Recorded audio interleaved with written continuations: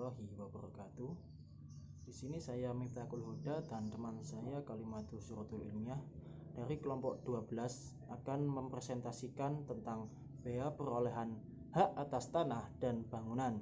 Langsung saja ke materi yang pertama, yaitu pengertian bea perolehan hak atas tanah dan bangunan.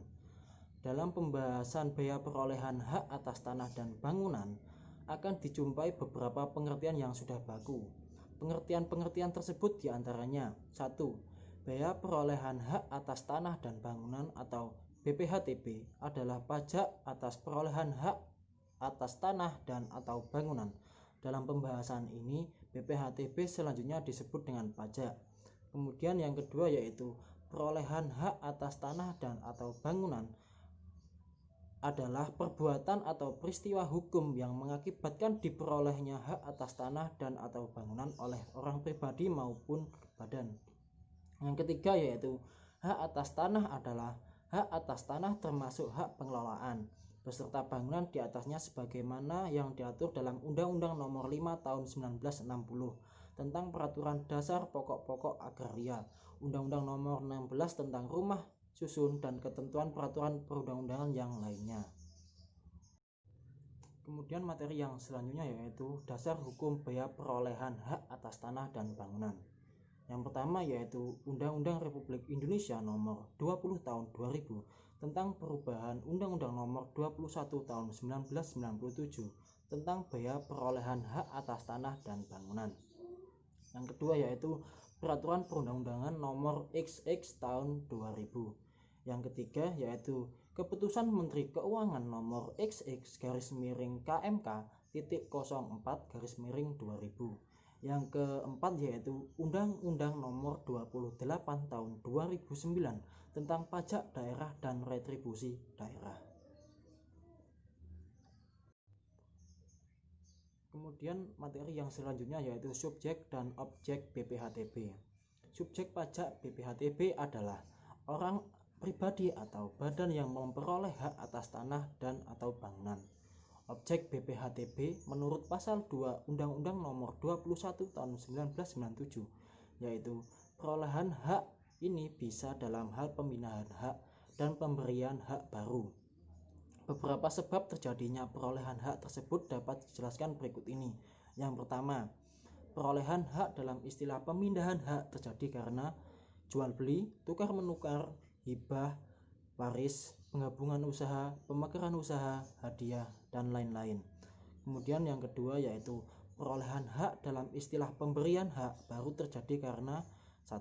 Kelanjutan pelepasan hak, dan yang kedua adalah di luar pelepasan hak.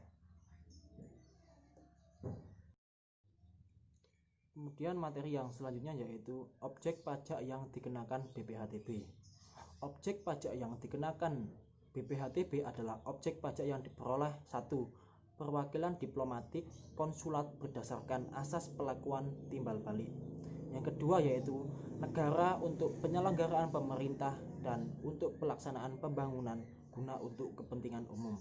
Yang ketiga yaitu badan atau perwakilan organisasi internasional yang ditetapkan dengan keputusan menteri dengan syarat tidak menjalankan usaha atau melakukan kegiatan lain di luar fungsi dan tugas badan atau perwakilan organisasi tersebut. Yang keempat yaitu orang pribadi atau badan atau karena konversi hak dan perbuatan hukum lain dengan tidak adanya perubahan nama. Yang kelima yaitu orang pribadi dan atau badan karena wakaf. Dan yang keenam yaitu orang pribadi atau badan yang digunakan untuk kepentingan ibadah. Kemudian materi yang selanjutnya yaitu dasar pengenaan pajak, nilai perolehan, objek pajak tidak kena pajak atau NPOP TKP, dan tarif pajak. Dasar pengenaan pajak. Yang menjadi dasar pengenaan pajak adalah nilai perolehan objek pajak atau NPOP. NPOP ditentukan sebesar 1. Harga transaksi dalam hal jual beli. Yang kedua yaitu nilai pasar objek pajak dalam hal tukar menukar, hibah, waris, pemasukan dalam perseroan atau badan hukum lainnya, dan lain-lain. Kemudian yang ketiga yaitu harga transaksi yang tercantum dalam risalah lelang. dalam hal penunjukan pembeli dalam lelang. Yang keempat yaitu nilai jual objek pajak bumi dan bangunan atau NJOP PBB apabila besarnya NPOP sebagaimana dimaksud dalam poin 1 dan 2 tidak diketahui atau NPOP lebih rendah daripada NJOP PBB. Yang selanjutnya yaitu nilai perolehan objek pajak tidak kena pajak atau NPOP TKP. Besarnya NPOP TKP ditetapkan secara regional paling rendah yaitu 60 juta, kecuali dalam hal perolehan hak karena waris atau hibah wasiat yang diterima orang pribadi yang masih dalam hubungan keluarga sedarah dalam garis keturunan lurus 1 derajat ke atas atau 1 derajat ke bawah dengan pemberi hibah wasiat termasuk suami atau istri. Nilai perolehan objek pajak tidak kena pajak ditetapkan secara regional paling rendah yaitu 300 juta rupiah. Besarnya NPOP TKP ditetapkan dengan peraturan daerah. Kemudian yang selanjutnya yaitu tarif pajak. Besarnya tarif pajak ditetapkan paling tinggi sebesar 5%. Tarif bea perolehan hak atas tanah dan bangunan ditetapkan dengan peraturan daerah. Kemudian materi yang selanjutnya akan dipresentasikan oleh teman saya yaitu Kalimatus Zuhratul Ilmiah. Saya Kalimatus Zuhratul Ilmiah. Di sini saya akan mempresentasikan mengenai cara menghitung BPHTB. Rumus dalam perhitungan BPHTB yaitu NPOP dikurangi NPOP TKP, lalu dikalikan dengan tarif pajak. NPOP yaitu nilai perolehan objek pajak, sedangkan NPOP TKP yaitu nilai perolehan objek pajak tidak kena pajak. Di sini ada contoh soal, yaitu Tuan Budi membeli tanah dan bangunan dengan nilai perolehan objek pajak sebesar 70 juta, sedangkan nilai perolehan objek pajak tidak kena pajak yang berlaku di kota atau kabupaten tersebut senilai 60 juta dan tarif pajaknya sebesar 5%. Lalu NPOP dengan NPOP TKP kita kurangkan, yaitu 70 juta dikurangi 60 juta, itu hasilnya 10 juta. BPHTB yang terutang, nilai dari hasil pengurangan tersebut sebesar 10 juta dikalikan tarif pajak, yaitu sebesar 5%. Dengan hasil perhitungan yaitu senilai 500.000. Selanjutnya yaitu mengenai pengenaan BPHTB. Ada beberapa kondisi di mana seorang wajib pajak harus dikenakan BPHTB. Di antaranya adalah sebagai berikut. Yang pertama, pengenaan BPHTB karena waris dan hibah wasiat BPHTB yang terutang atas perolehan hak karena waris dan hibah wasiat adalah sebesar 50% dari BPHTB yang seharusnya terutang. Selanjutnya yang kedua, pengenaan BPHTB karena pemberian hak pengelolaan. Besarnya BPHTB karena pemberian hak pengelolaan adalah sebagai berikut.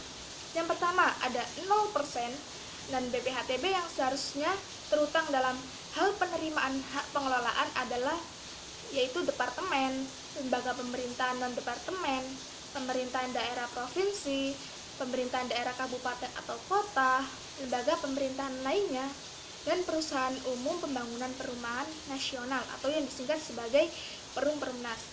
Yang kedua ada 50% dari BPHTB yang seharusnya terutang dalam hal penerimaan hak pengelolaan selain dimaksudkan di atas tersebut.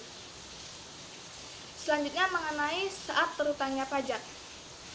Saat yang menentukan terutangnya pajak adalah yang pertama, sejak tanggal dibuat dan ditandatanganinya akta.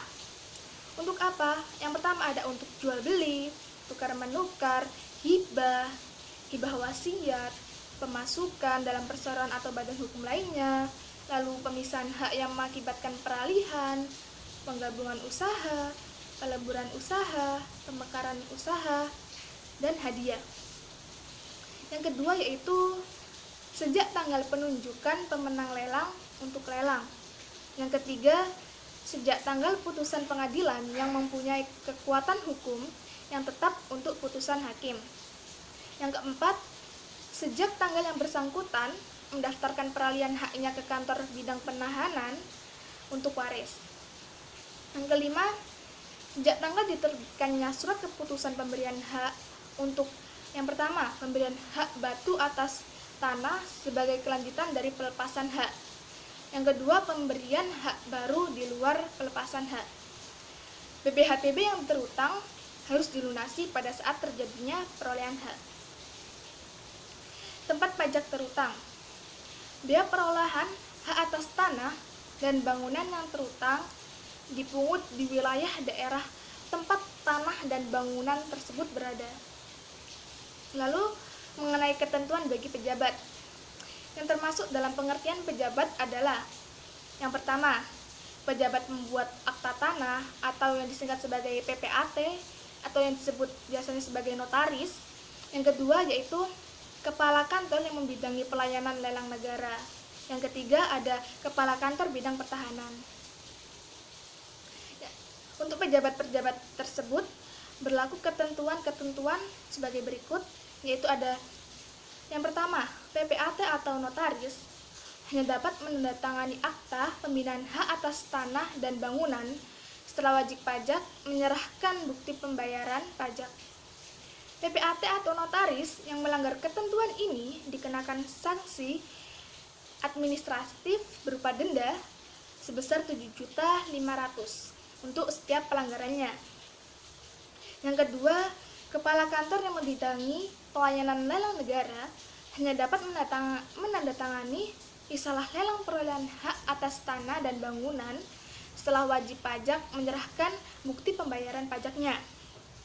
Bagi pejabat yang melanggar ketentuan akan dikenakan sanksi administratif berupa denda yang melanggar tersebut sebesar 7.500.000 untuk setiap pelanggarannya.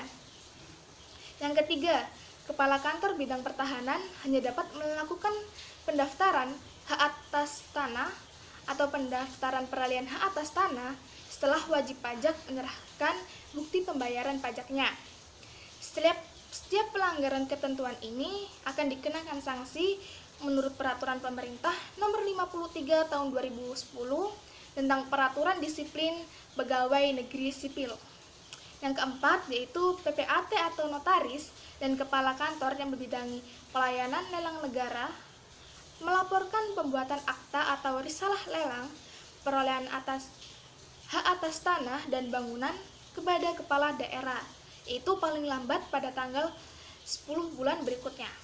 Atas pelanggaran ini, ketentuan ini akan dikenakan sanksi administratif dan denda sebesar 250.000 untuk setiap laporannya. Sekian presentasi dari kelompok kami, kurang lebihnya kami mohon maaf. Wassalamualaikum warahmatullahi wabarakatuh.